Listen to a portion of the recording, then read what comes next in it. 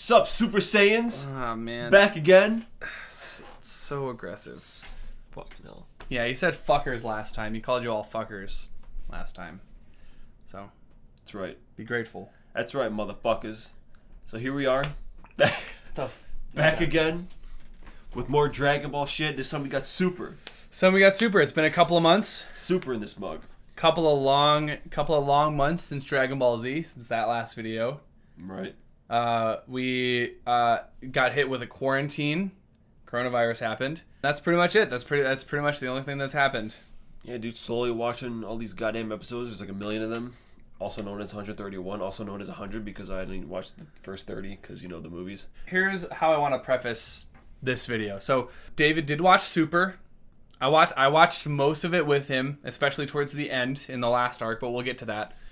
But for the first 2 arcs, since essentially the first like 25 episodes or so, slash like 13 hours of the show were dedicated to the first 2 movies, the Battle of Gods movie and the Resurrection F movie, we decided that on the basis of making this video or preparing for this video, we were just going to watch the movies, which were a higher quality than the show in terms of like animation, voice acting, I think. And less filler. Less filler, yeah, a lot less nice. filler. There are a couple of details that that David missed that I sort of remember, but obviously they're not that important. Like the tractor. Like the tractor, yeah, the tractor. I forgot my tractor. In Resurrection F, the whole the backstory for the guy that Ginyu takes over. Yeah, Ginyu comes back in the Resurrection F like saga, but just for a second. It's like very minor differences from the movies. What we're saying is you can watch the first 2 movies instead of those episodes and still get the same kind of idea. So yeah, we're just gonna go saga by saga, break it down. If you're watching this video, you probably already know what happens in Dragon Ball Super. If not, major spoilers alert. Right. Coming up, we're gonna be talking about the villains, the ending, characters, the plot twists, stuff like that. So if you haven't seen Dragon Ball Super, go ahead and do that now. Subscribe to Funimation. So first, Battle of Gods, right? Yeah. We get introduced to Beerus and Whis, which I think, personally, is the best addition to Super. I love these 2 guys. Thought they were hilarious, you know? Beerus shows up and he's like, yeah, I'm going to blow up your planet, but I like the food. So I'm going to keep you guys around. And, you know, he's constantly threatening them all the time. He's like, I'm going to blow you up. I'm going to blow you up. And they're like, no, check out this new dish. It's ice cream sundae. And they're like, oh, this is the greatest thing I ever tasted in my life. So, and then Whis is out there just like, oh, yes, Lord Beerus. I'm not gonna lie. The first time I saw Beerus and Whis, I wasn't a huge fan of their character designs, especially Whis. Oh my god, especially Whis. There's an unofficial fusion of Beerus and Whis called Whis. Ew. Yeah, it's gross looking. I don't like that. But no, Holy shit. What the fuck? Beerus and Whis slowly grew on me over time as well. I think Beerus grew into well, I mean, he didn't grow into being a badass. He was a badass, like, right from the offset. But, like, you know, throughout the series, he has a couple of really, really badass moments, which we'll get into later. But as far as, like, coming into Dragon Ball Super from Dragon Ball Z, like, how is that? Because obviously the animation looks a little different. The voice actors have been playing these characters for like decades, so you know it's kind of like how did it feel for you? Because you didn't have to wait that long like everyone else did, like when we finished Dragon Ball Z and then the movies came out in like 2013. How did you feel like getting to jump like straight into it? Like, was it a jarring shift for you or a jarring transition, or did it just feel like a natural progression? Yeah, it felt very natural. Just because I only took like a couple weeks off after I finished Kai into Super, and like, yeah, I didn't even really notice. Like, It was pretty seamless. Like, by the time the Boo saga hit, the animation was getting pretty good. Yeah. So it wasn't like a sudden shift. It was like very gradual. It's not until like you see flashbacks from Z where it's like, holy shit, I can't believe how good it's gotten since then. Yeah, because they transitioned into digital animation, which, for better or for worse, it changed the whole way that the show looked. Like when it's good, it's really good. Like especially towards the end in like the Tournament of Power, it gets really really good. But again, we'll get to that later. I think I've said that like 3 times already. So back to the actual show. So Battle of Gods. Let's dig into it. Did you think like the Super Saiyan God form? Do you think it was a worthy addition to the pantheon of transformations in like the series? Yeah, I mean it makes sense. Like, where do you go past Super Saiyan 3? Well, let's stop growing his hair. Yeah. And make it a different color. Yeah, we don't really see the red one that often, like during the whole show, but when it comes, it's pretty cool. It's pretty neat. So yeah, then at the end of the movie, Beerus and Whis get all chummy with the folks on Earth. But they find out that there are multiple universes, and so Goku and Vegeta are like, whoa, this is amazing, like we can't wait to fight people on other universes. But first they have to deal with Frieza comes back. Yeah, that's not the first or last time that he's done so. Tell me, what are your thoughts on Resurrection F? Did you think Frieza came back in a big way, a cool way, or just generally all the things that they introduced in that movie, like for the show, I guess?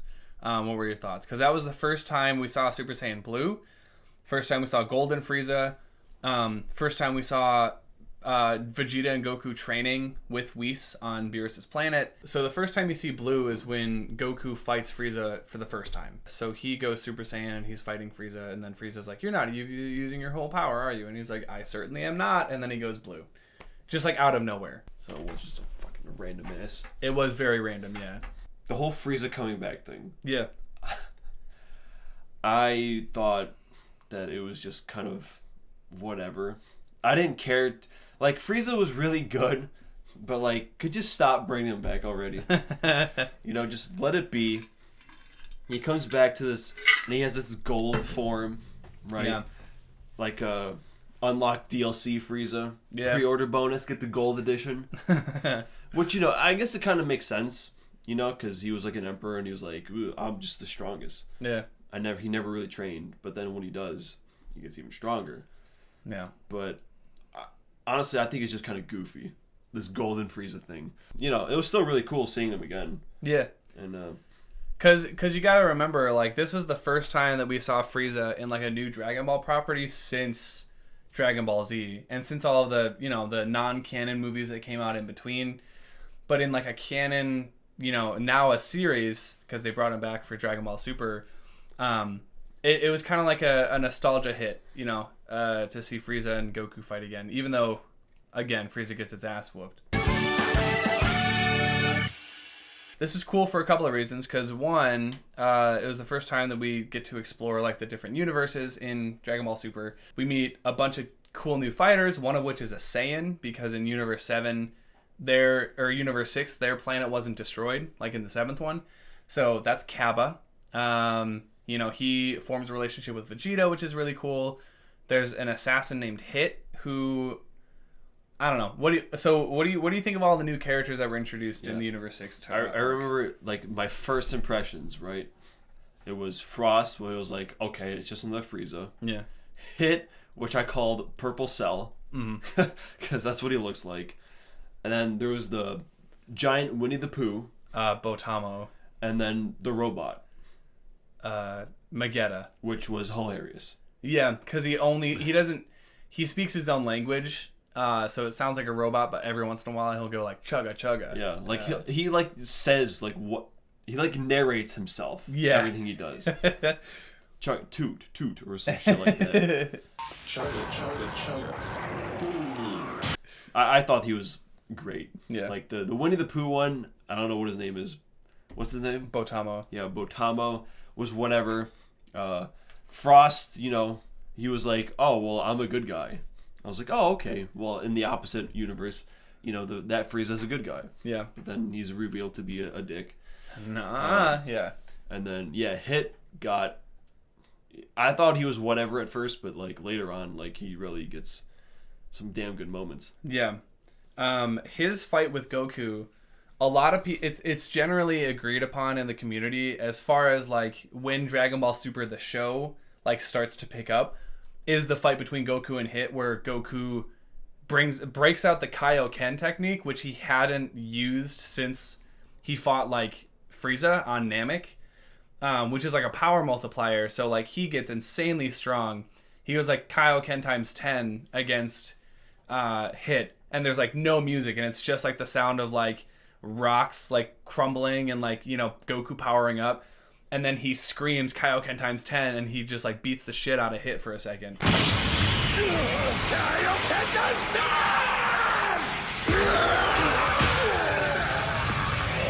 And then the theme song started playing. Everyone knows when a theme song starts to play in an episode of an anime, like shit's about to go down. That's a really cool moment in the show overall. And then they introduced Manaka, who was a pretty funny comic relief character, who turns out to be one of the weakest beings like in the universe, but Beerus builds him up to be this really strong, like the strongest in the universe, to like inspire Goku and Vegeta. Yeah. Everyone finds out that he's not very strong. He's got really big nipples. And then we kind of transition into one of the sagas that's more reminiscent of Dragon Ball Z, in that it has like an actual villain that we haven't seen before.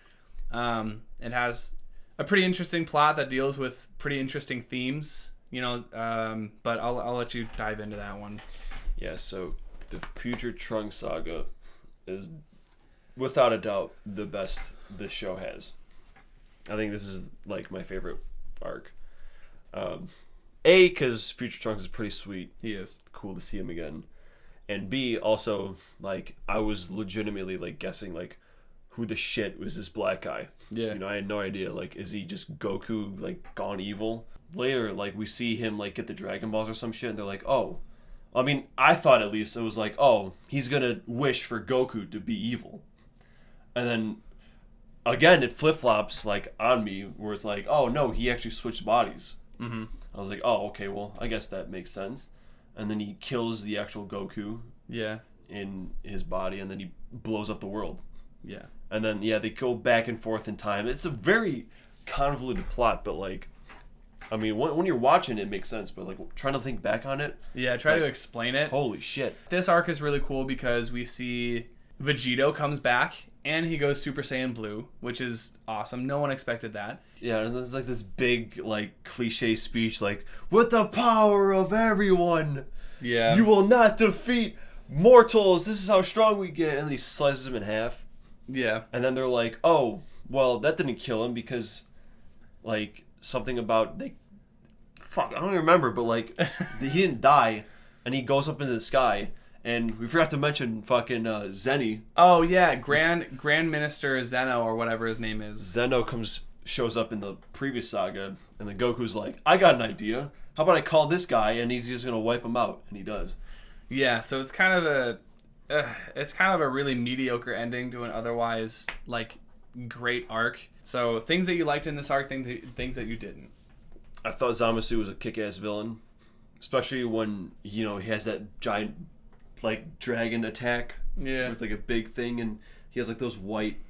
It was just really cool to look at, and then a lot of cool visual stuff. Yeah, the moment where fucking Vegeta and Trunks do like their Gatling gun.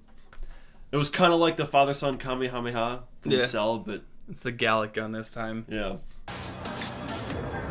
Sorry, Kai, but your luck has run out.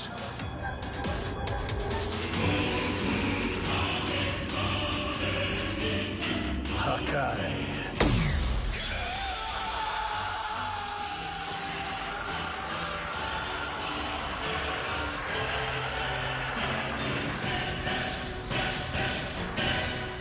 Kept me like guessing the whole time. Yeah. It was a very unexpected train of events. Very unexpected. So yeah, very cool arc. Now we buckle in, because the next arc is the final arc of the series. After a couple of filler episodes, good filler and bad filler. Like the baseball one. The baseball one was really good. The Great Saiyaman filler episode wasn't bad, but we also had the Arale crossover, I think. Which was the worst. I thought it was kind of funny. The worst episode in the series. Okay. But once we get past that, it gets introduced as this big tournament where the fighters get eliminated. Yeah. And my thought, first watching, was, oh, they're just going to kill, the people that are fighting. Like, if you lose, you die.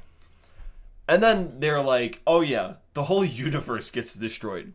So I was like, holy shit. Now this is going to be nuts. Yeah. So everyone starts training like madmen.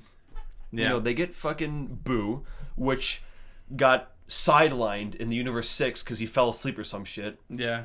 Yeah, he was supposed to fight then too. So I was like, oh, okay, well, that sucks. And then he starts training. He's like really jacked. He looks like evil Boo. Mm-hmm. But, he still has the Majin Buu voice, which was hilarious. Boo, come here, everyone! Krillin, Gohan, all these characters that you didn't see fight forever are now, like, training and shit. Yeah. So I was like, oh, all right, now this is going to be cool. All these fucking universes, like, what's going to happen? And then the tournament shows up, and then fucking Boo falls asleep. Yeah. And he again gets sidelined. So, which pissed me the shit off because, like, why did you keep him around if you're just gonna, like, not do anything with him? Yeah, exactly. Except using me as a gag. I was so hyped to see this ripped Boo fight. And here's the thing. Dragon Ball in general has a really bad habit of seeing which characters are the most popular and then using them more and just sidelining the other characters. So, like, Gotenks, like Gohan and Trunks, they get sidelined. Gotenks gets turned into a visual gag. Majin Buu gets turned into a visual gag, which is awful because he was such an imposing threat in the Buu saga of, like, Dragon Ball Z. We've all known that Tien, Yamcha, Chiaotzu, even Piccolo, they all get sidelined too because, like, they're not as strong as Goku and Vegeta or as popular as them. But the Tournament of Power is really cool because, like, we've seen Piccolo and Gohan fight in, like, tournaments before, like the Tournament 6 arc for Piccolo and the exhibition match for Gohan. We saw them fight the Frieza Force, like, in the Resurrection F movie in Saga. But now, like, they're on a team. Goku made Gohan the team leader. He found a bunch of fighters. We see Android 17 for the first time in forever. 18 fights in the tournament. Krillin, Piccolo, Tien, Master Roshi, Vegeta, Goku, Gohan, and then Majin Buu. That was supposed to be the team. Majin Buu falls asleep, right? The day that they're supposed to leave for the tournament, they find out they can't use Majin Buu. So all of a sudden, they're stuck with 9 fighters, and if you don't have 9 fighters on your team, you get eliminated before you can even fight. So Goku has the bright idea to resurrect Frieza from hell and have him fight in the tournament under the 24-hour resurrection rule that he used in the Dragon Ball, like the Majin Buu saga, which I thought was a cool thing that they brought back, was like the 24-hour rule. And yes, Frieza comes back again.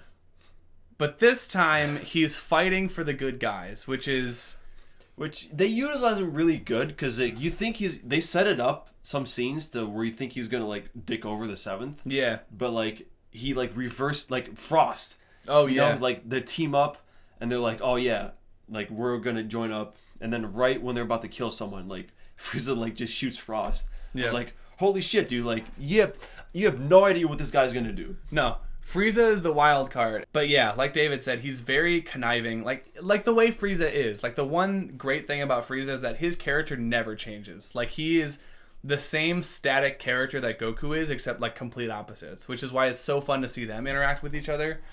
But before we get too far into that, let's talk about all of the new characters that they introduce for the Tournament of Power. Like, 70 new characters, give or take a couple, like 60 that we've never met before.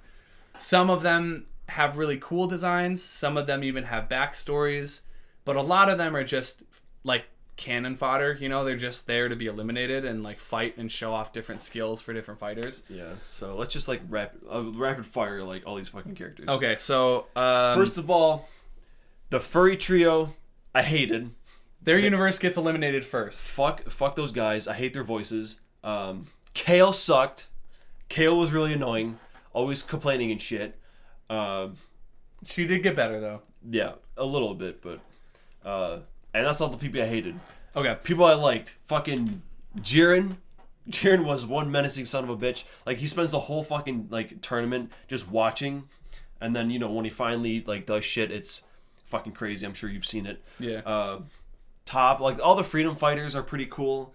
What's the Dispo?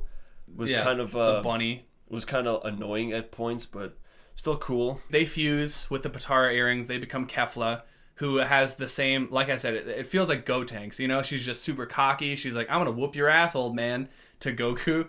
And it's just really cool to see that kind of character in the show again. What do you think about Universe 2? So that was Ribrianne.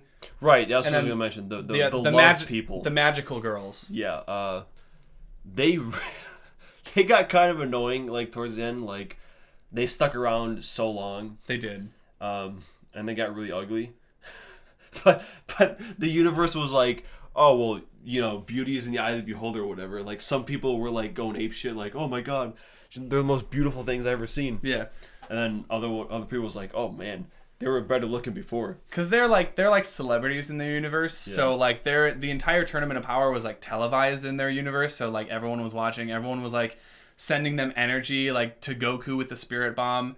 Fun fact: the voice of Ribrianne is Veronica Taylor. So the voice of like Ash in the old Pokemon series. So when I told David, I was like, it's really cool to just listen for her voice. Like when it sounds like Ash, like every once in a while, like when she's fighting, she'll have like a little bit of gravel to her. And it's like, yeah, dude, that's Ash. That's awesome. But like going back to like the main 10, like the Universe 7 team. Yeah. So like, first of all, Master Roshi is just amazing. Like I never got used to seeing him in the buff form. Always hilarious, and he spent all that time training of his one weakness. Yeah. Whenever he sees like a hot female, he just goes ape shit. Yeah, typical like old man anime trope. We finally get to see that containment wave work. Yeah, after it failed in the last one. Because they tried it in the Future Trunks arc against Zamasu, and it failed. Yeah. So it was cool to see it like work. Krillin had like the whole redemption where like him and Goku go in that forest. Yeah. To like unlock their power, and he gets kicked out. Like, within a couple episodes of the tournament, which was annoying. Yeah. Gohan stopped being a total bitch. Yeah, he lasted a lot. I mean, he lasted pretty long. Yeah. The first 3 people to get eliminated were the Baldies, as Beerus put it. Yeah. And then Piccolo and 18 also, like, went by the wayside, like, not too long after that. Because at a certain point, the only people left in the tournament are 5 from Universe 7 and then 3 from Universe 11. So Goku, Vegeta, Frieza, 17, and Gohan, and then Top, Dispo, and Jiren. So that's kind of where I think the tournament like really picks up. Like, well, okay, that's a lie. When Goku goes Ultra Instinct for the first time, because we have yet another new form. Let's talk about that a little bit, because this is where like the animation style, like the animation gets a huge upgrade, the soundtrack gets a huge upgrade, and like the fight choreography gets a huge upgrade. And I think this is like where it starts to really show, is the 2-part episode where Jiren finally fights Goku, and Goku goes Ultra Instinct, which is kind of hinted at throughout the entirety of Dragon Ball Super. Like Whis is like, once you like stop thinking about your actions, once you just let your body move and fight, like you'll become unstoppable. So what did you think of Ultra Instinct, like the very first time that Goku fought Jiren? I thought it was pretty nuts, because Jiren is insane. Yeah, like I just, because just seeing him like stare, like just watch, especially Goku, like during the whole tournament, it was like, dude, once that dude starts doing shit, it's gonna get nuts. Yeah. And it gets pretty nuts.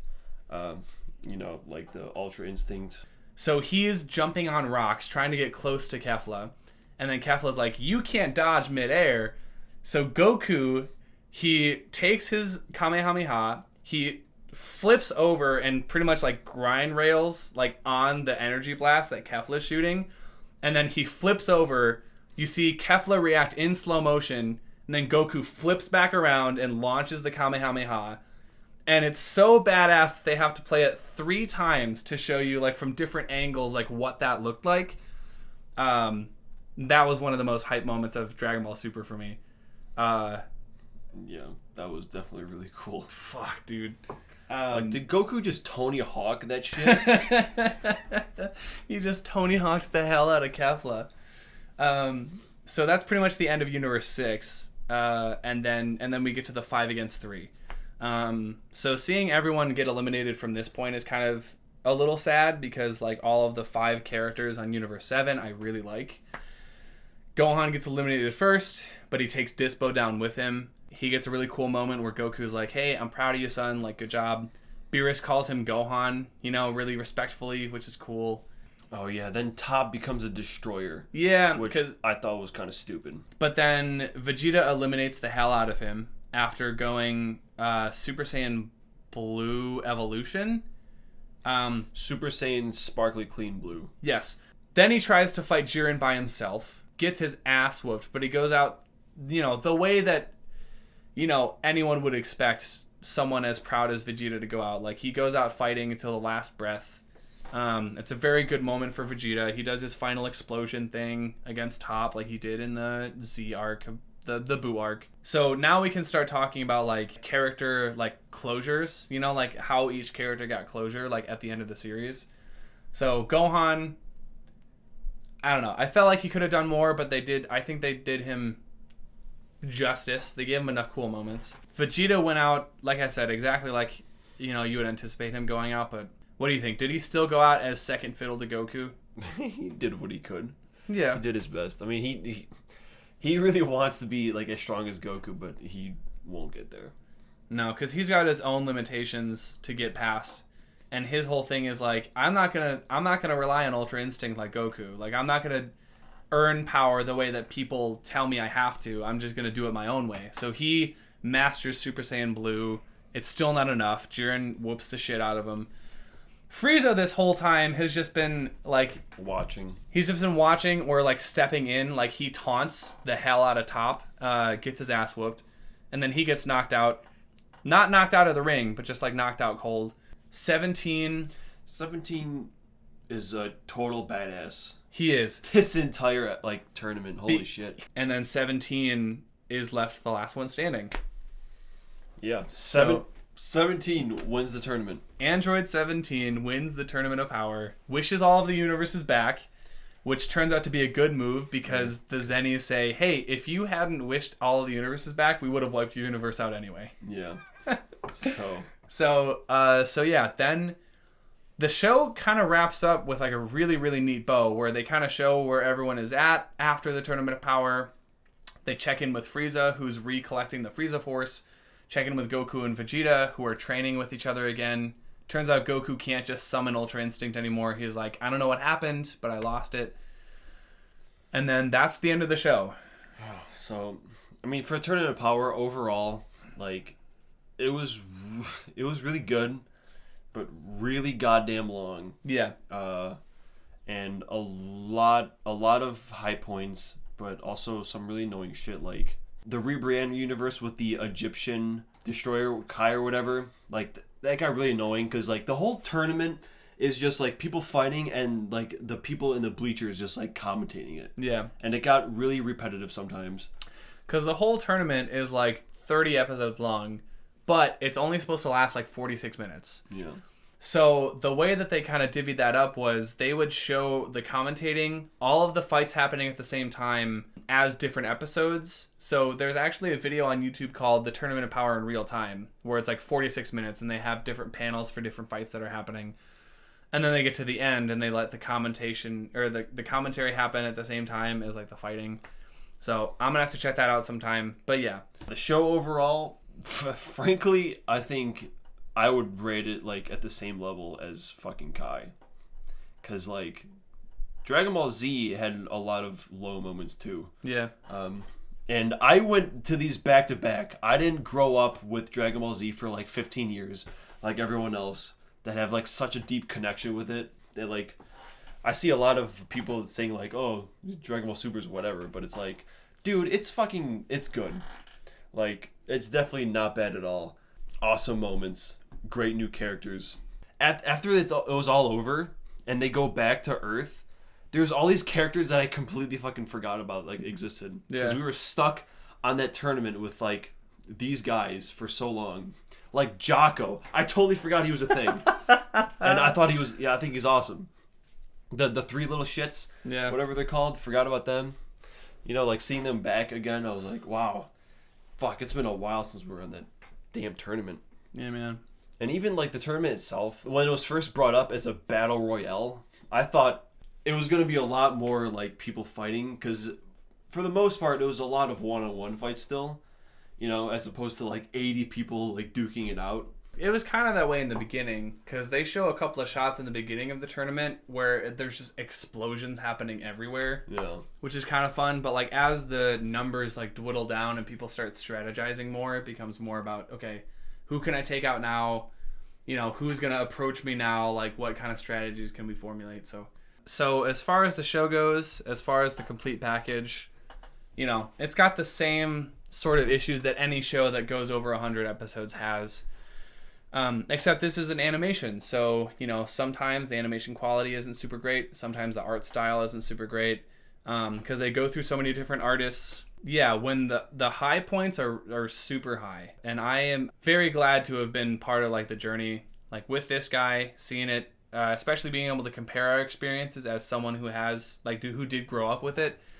Dragon Ball Z, and then, you know, watching these movies come to theater, and then going out to seeing them, and then seeing the show, like, once it came back, and hearing all these voices again, and seeing these characters come back, it was really nostalgic. But speaking of movies,